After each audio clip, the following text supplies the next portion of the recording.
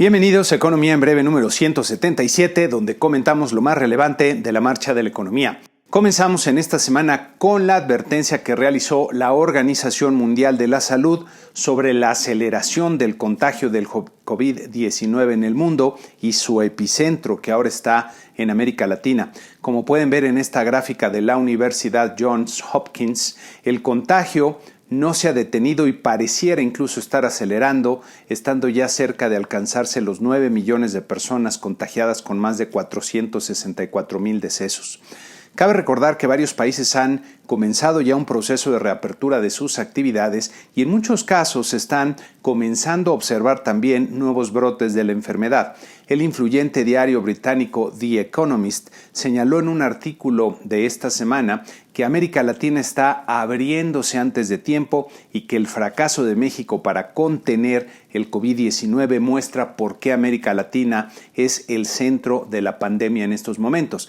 The Economist menciona incluso, hablando sobre México, la devastación del COVID-19 es mayor a la que admite el gobierno. De los 25 países con más casos, ninguno hace menos pruebas que México como proporción de su población, donde 2 de cada 5 casos que se prueban resultan positivos, señal de que la epidemia está malamente subestimada. En esta gráfica podemos ver que tanto los contagios, que ya superan los 175,000, como los fallecimientos oficiales, que son más de 20,000, siguen aumentando con fuerza.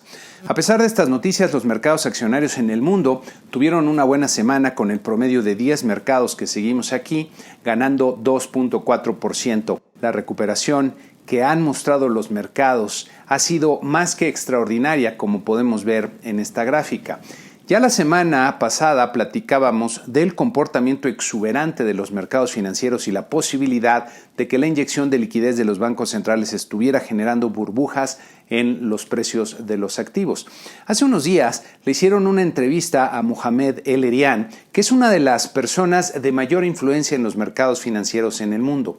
Vale la pena que vean esta entrevista porque de forma muy brillante, desde mi punto de vista, el señor El-Erian aporta mucha claridad a lo que está ocurriendo y con gusto les comparto varias cosas que me parecieron dignas de mencionar. Comenta que si la Fed continúa haciendo lo que está haciendo, se convertirá en una gran parte del problema. El trabajo de la Fed no es estimular a la economía. Lo que puede hacer la Reserva Federal es propiciar condiciones financieras para alentar la toma de riesgo en los mercados y que las compañías pidan prestado. El mayor riesgo impulsa los precios de los activos y esto genera un efecto riqueza entre los inversionistas. Pero si la economía no está funcionando bien, las compañías entonces piden prestado, pero no para invertir en activos físicos, sino para hacer ingeniería financiera o comprar sus propias acciones.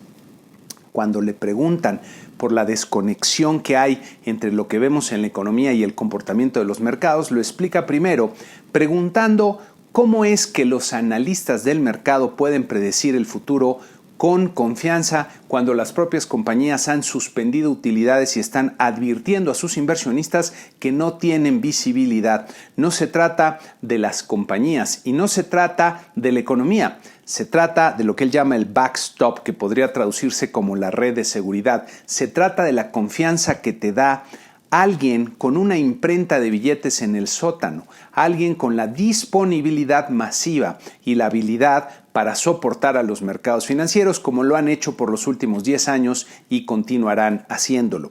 Los inversionistas ganan si adivinan correctamente que la economía se va a recuperar rápidamente, pero también ganan si adivinan mal sobre la economía porque la Fed no permitirá una caída de los mercados.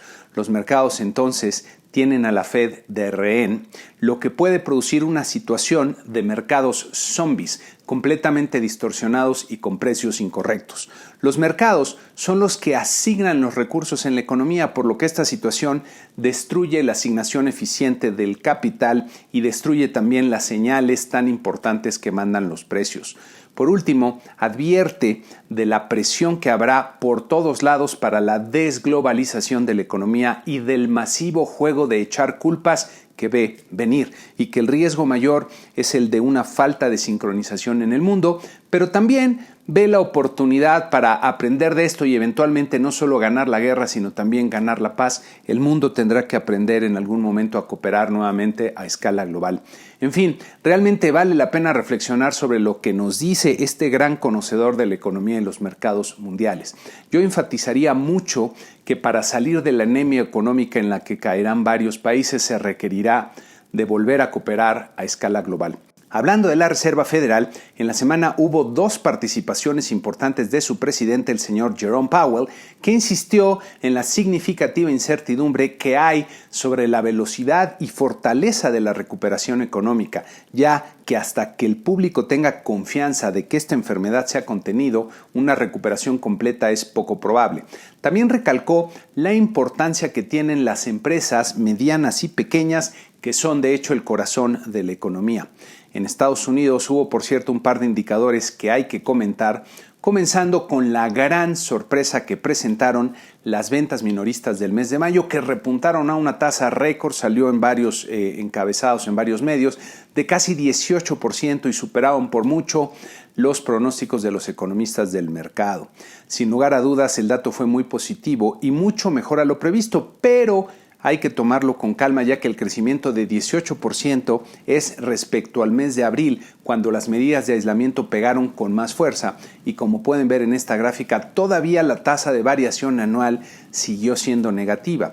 Y en esta siguiente gráfica podemos ver la evolución de las ventas minoristas en su nivel absoluto, con la dramática caída de abril y la sorprendente recuperación del mes de mayo, pero como se ve con claridad, aún falta un largo camino para recuperar el nivel que tenían a principios del año y todavía más para alcanzar la tendencia que venían registrando. La producción industrial, también en Estados Unidos, creció 1.4% mensual en mayo, quedando a la mitad de lo esperado por el mercado y cayendo a una tasa anual de 15.3%, que pueden ver en las barritas de esta gráfica. La utilización de la capacidad instalada apenas rebotó de 64 a 64.8% de abril a mayo, como puede verse en la línea azul.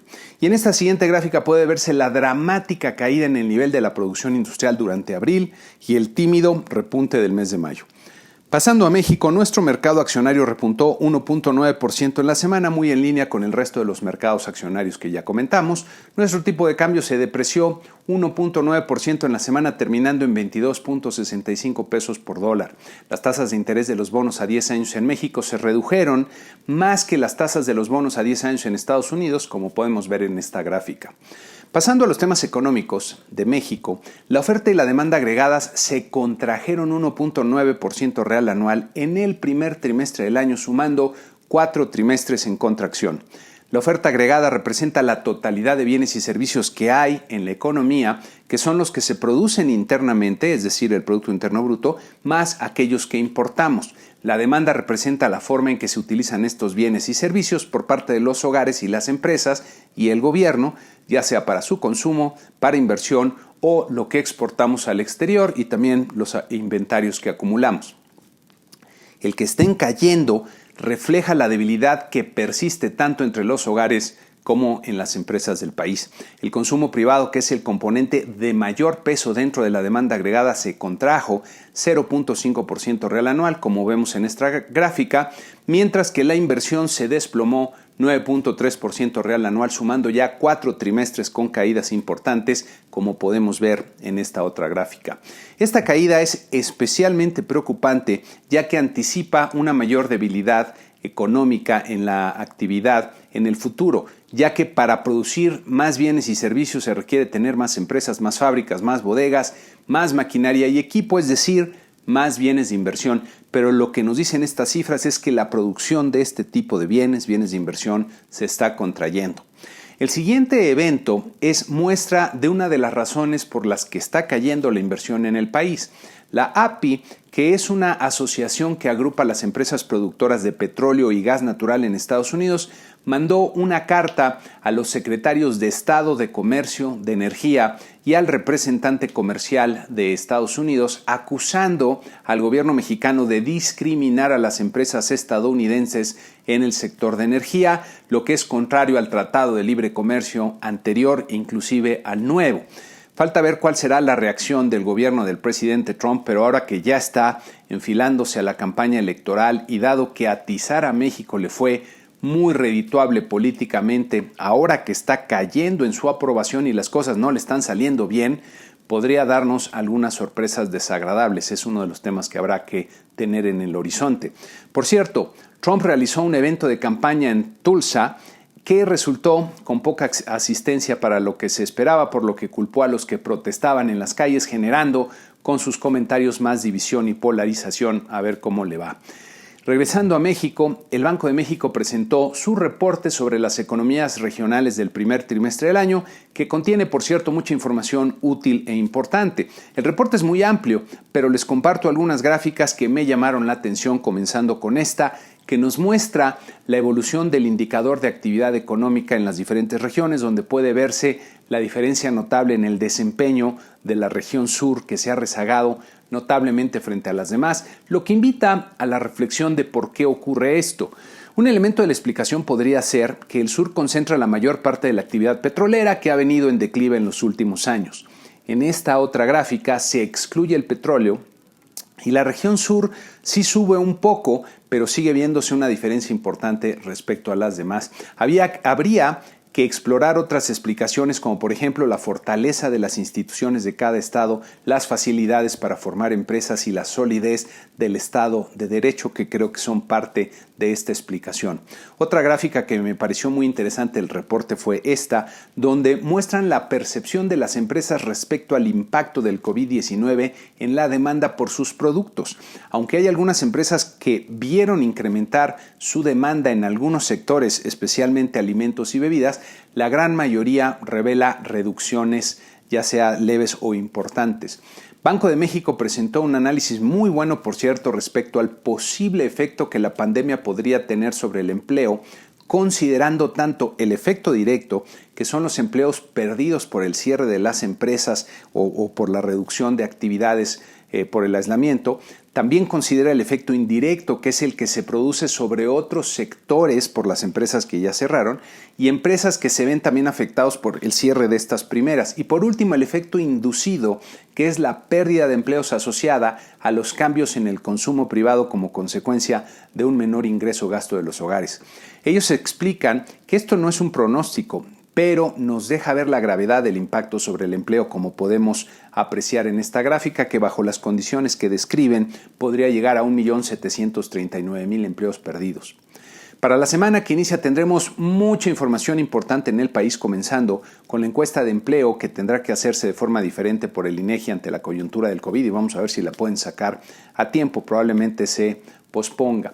La inflación de la primera quincena de junio se conocerá el miércoles y si presenta una nueva sorpresa importante, podría incluso influir sobre la decisión de política monetaria de Banco de México, que también se va a dar esta semana y para la que se espera un nuevo recorte de 50 puntos base en la tasa de interés de referencia, que llegaría a 5%. También destaca el IGAE del mes de abril, que nos permitirá ver sobre todo qué tan profundo es el impacto de la disrupción en este mes sobre el sector servicios. La caída de la actividad económica podría estar cercana del total al 20%, tal vez en un rango entre menos 17 y menos 23%, pero habrá que ver el detalle de la afectación. También habrá que poner atención a las cifras de la balanza comercial, que ya son del mes de mayo, siendo uno de los datos duros más oportunos que permiten dimensionar mejor el ritmo de la actividad económica. En Estados Unidos tendremos la revisión de los datos del PIB del primer trimestre, que ya se habían dado a conocer y que no deberían causar mayor impacto, por lo que habrá que poner atención sobre todo al reporte de ingreso y gasto personal, que en el mes anterior presentó una dicotomía muy inusual, con el ingreso creciendo con fuerza mientras que el gasto personal se desplomaba. La forma en que reaccione el gasto de los consumidores será muy relevante para tener una mejor estimación de la velocidad con la que podría recuperarse la economía de este país. Si sigue cayendo el consumo, sería una mala noticia. Antes de terminar, les dejo un anuncio parroquial, ya que me pidieron difundir en mis redes sociales este evento que organizan Coparmex y AMECAP, y donde tendré el honor de compartir algunas reflexiones sobre lo que ocurre en el entorno económico y algunas recomendaciones que considero pueden servir para sobrevivir a la tempestad económica que nos enfrentamos. Aquí les dejo los datos para que los interesados puedan contactar a los organizadores y asistir a este webinar. Por último, me preguntaban en LinkedIn por qué utilizo las variaciones reales anuales de los indicadores en mis comentarios y no normalmente las cifras desestacionalizadas. Y les hago el comentario que es un poquito técnico. En mi opinión, las variaciones reales anuales se refieren directamente al dato duro, mientras que las cifras desestacionalizadas son producto de una estimación del dato duro. Ambas formas de ver el dato tienen sus limitaciones e inconvenientes, ventajas y desventajas, por los que hay que utilizar ambas para tener una mejor idea de lo que ocurre.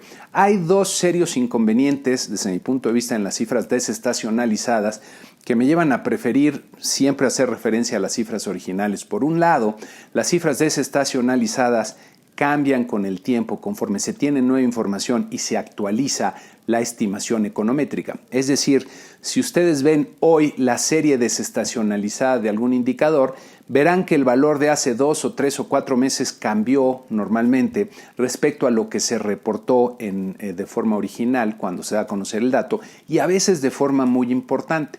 Por otro lado, en México se privilegia la robustez estadística de la desestacionalización de las series, lo que nos lleva a que los componentes desestacionalizados de una misma serie, al agregarse, no llegan frecuentemente al mismo resultado de la serie desestacionalizada de forma independiente, lo que me parece poco conveniente.